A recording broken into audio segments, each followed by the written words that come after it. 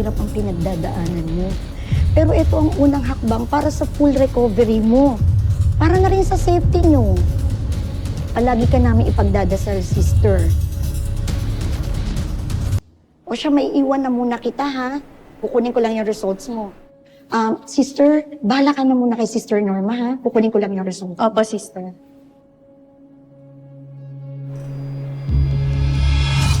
Napaka-cute naman baby nito. Nasaan yung mga magulang niya? Mother is in a coma and baka hindi na kasi magising. Kaya sa'yo ko na pinapaubaya yung bata. Eh, paano po kapag nagising na yung nanay? Tapos hanapin niya yung anak niya. Ano bang pangalan ng mga magulang? I'm sorry, sister, but I don't think you have to know that. Kayo na po bahala sa kanya. I'm sure you can find a suitable home for her. Anong pangalan ng baby? Hindi pa kasi siya registered eh. I was hoping na kayo din po bahala dun.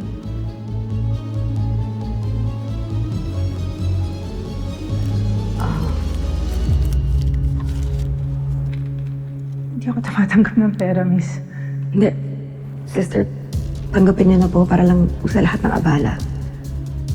I have to go. I'm sorry. Wait, miss! Miss, sandali! Miss, ano pangalan mo?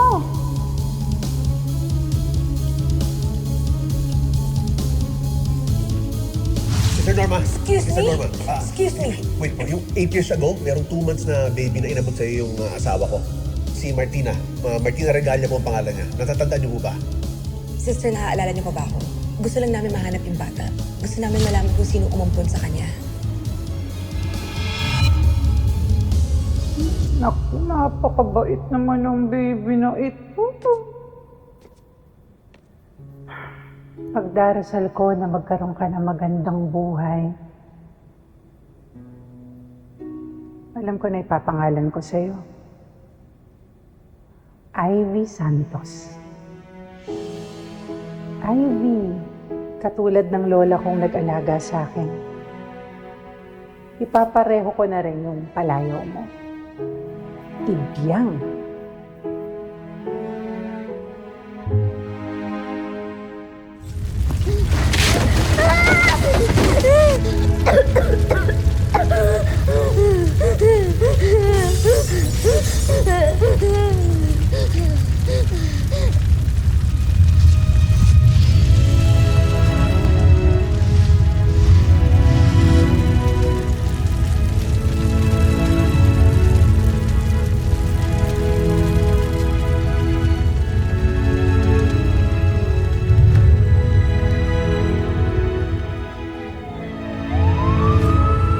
Wala nang matitira ng mga bata. At mawawalan na rin tayo ng trabaho. Ano nang mangyayari sa kanila? Wala. Sigurado ay sisiksik lang din sila sa ibang bahay ampunan.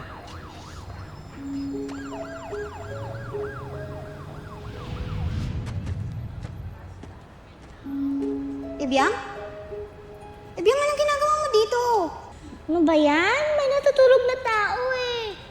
Ate Ate? Anong ginagawa mo po dito? Ikaw nga yung tinatanong ko eh. Di ba nilipat kayo sa ibang ampunan? Kasusungit ang mga tao dun eh. Tsaka ang daming bata. Ang gulo-gulo. Kaya tumakas po ako para mahanap ka. Halika na, ihatid na kita pabalik doon. Tsagain mo na lang. Eh, wala ka namang choice eh. Ayoko po dun. Mas gusto ko po makasama ka. Ikaw lang po ang mabait sa akin eh. Nawalan ako ng trabaho dahil dun sa sunog. Wala akong ipon. Puro utang lang. Wala rin akong magandang buhay na mabibigay sa'yo eh. Okay lang po yan. Ang importante, mabait ka sa akin. At gusto ko po kitang kasama eh. Please, huwag mo po akong ipamigay. Magsisiyar lang po ako. Bumalik ka ha.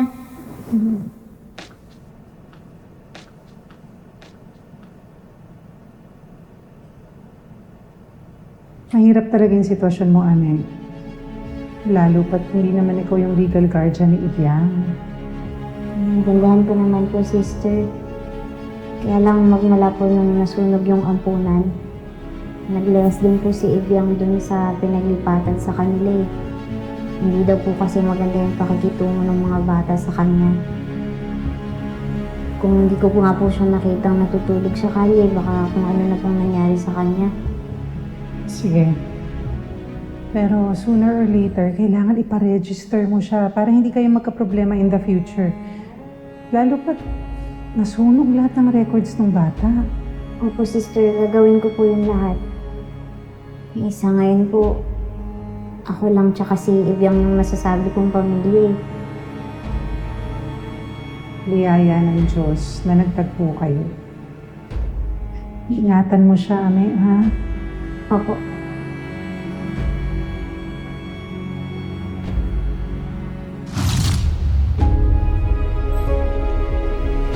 Hirap lang basahin ito. Ina mo nga, Ivyang, kung mababasa mo.